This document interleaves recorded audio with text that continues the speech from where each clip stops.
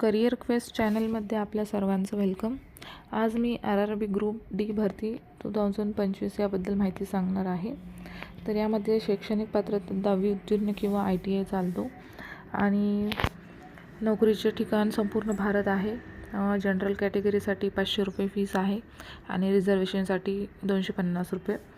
तर ज्या कोणाला ही जाहिरात बघायची असेल तर त्या लिंकवरती क्लिक करून बघू शकता. आणि आता मी RRBच्या साईटवरती जाते आहे. तर इथे एक ऑप्शन येते अप्लाय म्हणून. तर हे रेड बटन आहे, तर याच्यावरती क्लिक केल्यानंतर क्रिएट ॲन अकाउंट करायचं. जर ज्या कोणाचं यावरती फर्स्ट टाईम अकाउंट क्रिएट करत असताल तर त्यांनी फक्त त्यावरती क्लिक करायचे आणि ज्याचं ऑलरेडी अकाउंट असेल या साईटवरती तर त्यांनी डायरेक्ट अप्लाय करू शकता. तर यामध्ये जे फर्स्ट टाईम आपलं अकाउंट क्रिएट करत आहेत तर त्यामध्ये आपली पर्सनल इन्फॉर्मेशन द्यायची आहे, जसं की नॅशनॅलिटी कोणती आहे, आपलं फुल नाव, आणि ज्या कोणी महिला मॅरिड असतील तर आणि त्यांचं लग्नानंतर नाव चेंज झालेलं असेल तर ते इथे नाव चेंज असं टाकू शकतात जे काही झालेलं असेल तर. जर नसेल झालेलं तर त्यांनी नो म्हणून पुढची जे काही प्रोसिजर आहे ती फॉलो करायची आहे. आणि यामध्ये मग डेट ऑफ बर्थ आधी इयर्स सिलेक्ट करायचं आहे, त्यानंतर मंथ आणि डेट असं सिलेक्ट करून टाकायचं आहे आणि तीच डेट ऑफ बर्थ जी आपण एंटर केलेली आहे ती रिटाईप करायची आहे. यामध्ये जर चुकीचं एक जरी डिजिट राहिला तर ते मार्क होत नाही. आणि प्लीज जर ही माहिती तुम्हाला आवडत असेल तर लाईक, सबस्क्राईब आणि प्लीज फॉरवर्ड करा आणि शेअर करा जास्तीत जास्त.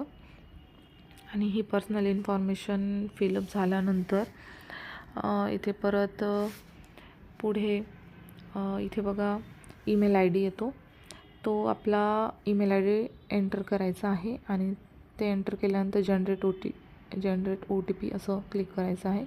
मग आपला जो एंटर केलेला ईमेल ID आहे त्यावरती एक OTP येतो, तो OTP इथे एंटर करायचा आहे तो. आणि इथे परत मोबाईल नंबर पण जो व्हॅलिड मोबाईल नंबर आहे आपला स्वतःचा तो टाकायचा आहे. त्याच्यावरती पण एक OTP येईल, तो OTP इथं एंटर करायचा आहे. आणि हे जे ईमेल ID आणि मोबाईल नंबर आहे तो एक वेळेस एकाच फॉर्मसाठी यूज करू शकतो आपण. आणि इथे परत आधार व्हेरिफिकेशन पण सांगत आहे.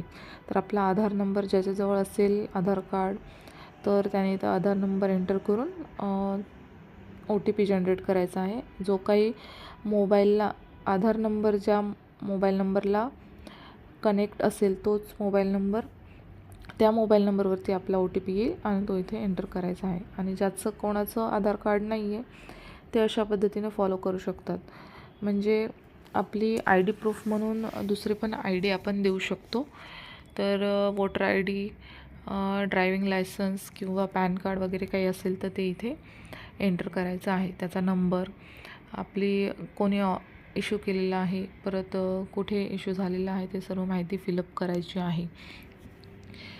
ही माहिती फक्त ज्याच्याजवळ आधार कार्ड नाही आहे त्यांच्यासाठी आहे. आणि ज्यांच्याजवळ आधार कार्ड आहे त्यांनी डायरेक्ट आधार कार्ड नंबर टाकून तिथे OTP जनरेट करून व्हेरीफाय करायचा आहे. आणि ते खाली पासवर्ड आणि कन्फर्म पासवर्ड दिलेला आहे. तर RRB किंवा हे जी साईट आहेत ते पासवर्ड जरा लॉंग वगैरे असते किंवा थोडंसं आपल्याला लक्षात राहणार नाही अशा पद्धतीचा असतो. तर आपण ते आपल्याला जो लक्षात राहील असा पासवर्ड इथे एंटर करून तोच यूज करू शकतो पुढे. आणि इथे या चेक्सबॉक्सवरती क्लिक करायचं आहे जे आय हिअर ऑथराइज रेल्वेचं दिलेलं आहे. तर त्यानंतर प्रिव्ह्यू अँड क्रिएट अकाउंट असं पद्धतीनं आपलं अकाउंट क्रिएट होऊन जाईल. आणि अकाउंट क्रिएट झाल्यानंतर होमवरती क्लिक करायचं आहे आणि इथे अप्लायवरती दुसरी लिंक आहे जे ऑलरेडी हॅव ॲन अकाउंट. यामध्ये जाऊन आपण आधार नंबर यूज करून सुद्धा लॉग इन करू शकतो किंवा आपण जो क्रिएट केलेला आहे पासवर्ड खाली जो क्रिएट अकाउंटमध्ये तो पासवर्ड आणि आपला मोबाईल नंबर असं यूज करून सुद्धा लॉग इन करू शकतो आणि फॉर्म फिलअप करू शकतो पुढचा. तर मी आधार नंबर यूज करून लॉग इन करते आहे आणि इथे मग ऑनलाईन ॲप्लिकेशन हिस्ट्री असे वरती लिंक असतील तर इथे खाली यायचे आणि ऑनलाईन ॲप्लिकेशनवरती क्लिक करायचं आहे.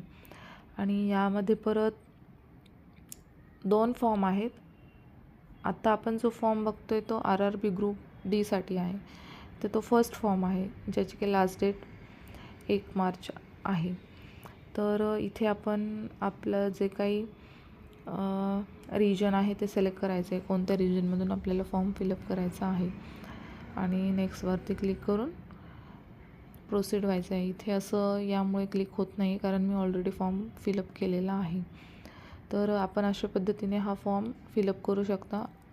अर्धी माहिती तर आपली ऑलरेडी भरून झालेली असते क्रिएट अकाउंटमध्ये. याच्यामध्ये फक्त आपलं फोटो आणि सिग्नेचर आणि थोडेसे एज्युकेशनल क्वालिफिकेशन याबद्दल माहिती द्यायची असते. तर ती तुम्ही इझिली फिलअप करू शकता. तर आता ॲप्लिकेशन हिस्ट्रीमध्ये मी जाते कारण मी ऑलरेडी फॉर्म फिलअप केलेला आहे. तर इथे पे नाऊ असं ऑप्शन येते आणि हे पे करून मी माझा ॲप्लिकेशन फॉर्म भरू शकते. आणि मी एक गोष्ट अशी सांगते की यामध्ये जो फोटो आणि सिग्नेचर आहे तर त्याची पण साईज वगैरे दिलेली आहे. तर ज्या कोणाकडे फोटो हा व्हाईट बॅकग्राऊंडमध्ये नसेल तर त्यांनी शॉपवरती जाऊन नवीन काढायची काही आवश्यकता नाही आहे. जो काही आपल्याजवळ असतो फॉर्म फोटो तर तोच यूज करायचा आहे. मी इथे लिंक देत आहे बघा. Change photo background to white अशी फ्री ऑनलाईन साईटवरती जाऊनसुद्धा आपण आपलं बॅकग्राऊंड फोटोचं चेंज करू शकता. तर हे बघा मी चेंज केलेलं आहे. फोटो सिलेक्ट करायचा, इथे अपलोड करायचा आणि तिथे फक्त बॅकग्राऊंड व्हाईट करायचे, एवढंच करायचं आहे आणि आपला मग फोटो तयार होईल. यासाठी वेगळे पैसे खर्च करायची आवश्यकता नाही आहे. आणि साईन तर आपण घरीच मोबाईलमध्ये कॅप्चर करून घेऊ शकतो. फक्त फोटो आणि जो आपण साईन जो काही इथे अपलोड करतो आहे तो फक्त क्लिअर असावा आपला. म्हणजे मोबाईलची क्वालिटी क्लिअर असली तर आपण घरूनच हा फोटो अपलोड करू शकतो. शॉपवरती जाऊन फोटो काढायचा किंवा साईनची फोटो कॉपी काढून आणायची आवश्यकता नाही आहे. सो एवढंच बोलते मी.